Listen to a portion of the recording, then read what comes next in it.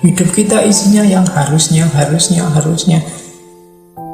Akhirnya kita jadi susah dan gelisah sendiri.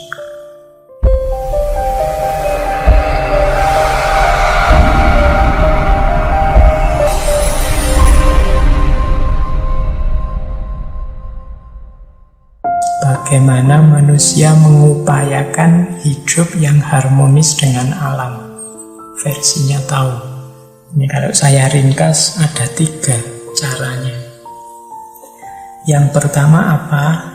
Manusia itu satu-satunya makhluk yang punya daya untuk mengelola hidupnya. Meskipun hidup ini ada sunnatullahnya, ada hukum alamnya, semua di luar manusia otomatis berjalan sesuai jalur fitrahnya. Nah, manusia ini yang punya daya untuk nyeleweng, untuk taat patuh dengan hukum alam atau untuk sebaliknya. Oleh karena itu, manusia yang sadar akan hakikat hidupnya harusnya banyak mengambil waktu untuk kontemplasi. Jadi kontemplasi ini dalam rangka menyadari bahwa hidup ini sebenarnya sudah ada mekanismenya sendiri, termasuk hidupnya manusia. Kalau bahasa kita kemarin, kita ini ada fitrah-fitrahnya. Kadang-kadang kita keluar jalur karena terlalu banyak mikir, terlalu banyak ngomong, terlalu banyak menganalisis macam-macam, kita merancang sendiri hidup di luar rancangan yang alami. Maka katanya Lao Tzu, ayo sekali-sekali kontemplasi, bahkan lebih banyak kontemplasi lebih baik. Ketika pikiran kita menjadi diam, seluruh alam semesta akan menyerah menjadi diam. Itu jangan terlalu banyak merekayasa. Jadi hidup secara alami, segala sesuatu ada waktunya, ada prosesnya. Makanya ada quotes yang terkenal juga dari Lao Tzu, alam tidak terburu-buru, namun semuanya tercapai. Jadi apa-apa ada prosesnya. Kita kadang senang, kadang susah, kemudian kita jadi lebih bijaksana, kemudian tumbuh hubungan yang baru dengan orang lain, macam-macam peristiwa dalam hidup, yaitu semuanya ada jadwalnya sendiri. Kadang-kadang manusia yang terburu-buru, ingin cepat sukses, ingin cepat berhasil, ingin cepat diakui, ingin cepat populer, terburu-buru semacam ini nanti jadi sumbernya kesulitan hidup, kesusahan hidup. Semua ada jadwalnya sendiri-sendiri. Sebagaimana kapan daun tumbuh, kapan dia gugur, kapan bunga mekar, kapan buah berbuah, dan seterusnya. Jadi jalan untuk hidup harmonis adalah pahami jadwalnya masing-masing. Segalanya ada waktunya, ada prosesnya. Jangan terburu-buru. Alam tidak terburu-buru, namun semuanya tercapai. Air itu nanti pada akhirnya berakhir di laut, dan dia berjalan sesuai prosesnya. Tidak kesusu, juga tidak melambat-lambatkan diri. Mengalir saja sesuai prosesnya. Senang, susah, kita keliru dan mencari benar lagi, dan seterusnya. Semuanya ada proses, ada jadwalnya sendiri. Hari ini kita mengalami pandemi, kesulitan hidup yang agak luar biasa. Mungkin memang sudah jadwalnya, sesuai proses yang kita alami selama ini. Kenapa kita panen virus hari ini? Ya mungkin proses yang kita jalani mengarahkan kita pada munculnya peristiwa pandemi ini. Mungkin kita yang tidak bersih, mungkin kita yang membuat polusi-polusi dan lain sebagainya. Ya sekarang kita rasakan efeknya semacam ini. Jadi maka orang yang bijaksana, orang yang memahami mekanisme alam. Segalanya sudah ada waktunya. Terus itu yang pertama. Yang kedua, untuk kita hidup nyaman, harmonis, selaras adalah terbuka, mengosongkan diri. Manusia itu punya ciri yang sibuk dengan pikirannya. Isi pikiran kita itu selalu penuh macam-macam. Kadang-kadang hal-hal yang tidak penting, hal-hal yang tidak ada gunanya juga numpuk di kepala kita. Akhirnya tidak ada space, tidak ada sisa untuk hal-hal yang penting, atau yang penting malah terlewatkan.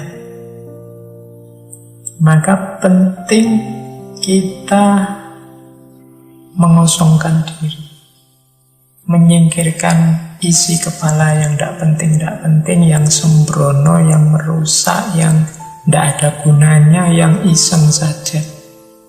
Sehingga yang penting-penting bisa masuk, yang utama-utama bisa masuk. Katanya Lao Tzu, kegunaannya pot berasal dari kekosongannya. Kosongkan dirimu dari segalanya dan biarkan pikiranmu menjadi tenang. Jadi untuk hidup yang harmonis, kita ini harus terbuka, mau mengosongkan diri. Karena kalau pikiran kita kosong, itu kan banyak hal-hal yang manfaat bisa masuk.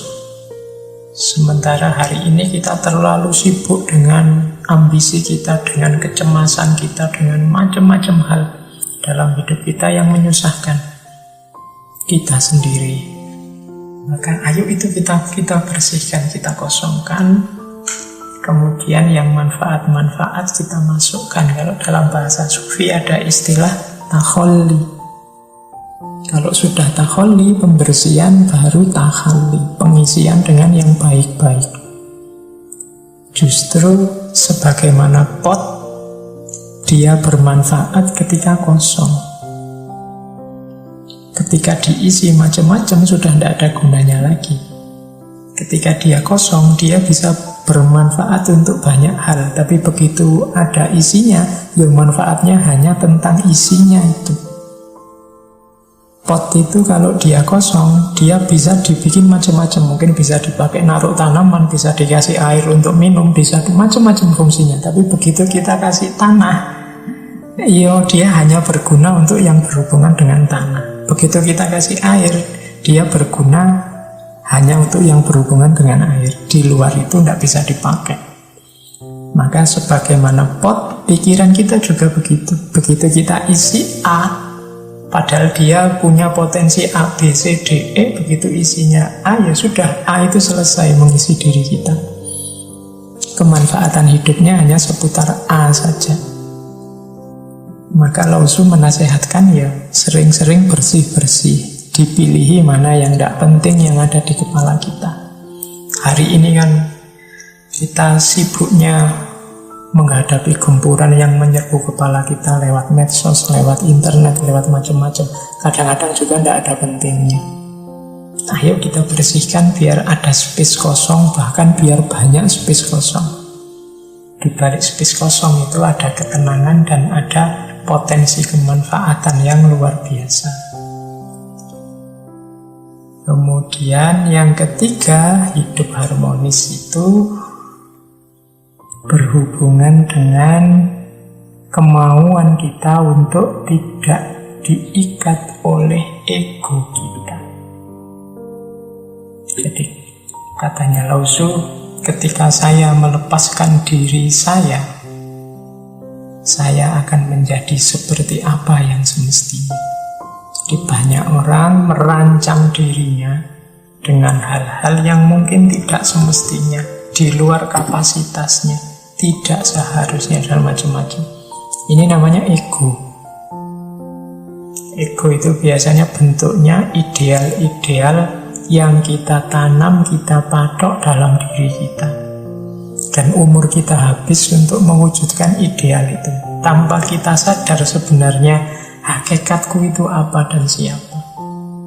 Kita menghabiskan waktu mengkhawatirkan siapa kita seharusnya, sementara kita tidak banyak memahami diri kita atau siapa kita yang sebenarnya. Ideal-ideal itu kan siapa kita yang seharusnya tadi. Kita itu selalu memarahi diri kita karena tidak seperti siapa kita yang seharusnya. Saya itu kan harusnya ini sudah lulus ini. Dari kuliah kok tidak lulus-lulus. Aku itu harusnya sudah punya gandengan ini. Wong umurku sudah sekian kok ya masih jomblo saja. Aku ini harusnya sudah punya pekerjaan, usiaku sudah sekian. Aku ini harusnya sudah. Hidup kita isinya yang harusnya. Akhirnya kita jadi susah dan gelisah sendiri. Kita tidak menerima kenyataan diri kita yang sebenarnya. Karena kita terpaku pada ego kita yang menuntut diri kita yang seharusnya. Ini sumber kegelisahan kalau menurut Tao. Jadi lepaskanlah, katanya Lao Tzu. Ketika saya melepaskan diri saya akan menjadi seperti apa saya yang semestinya.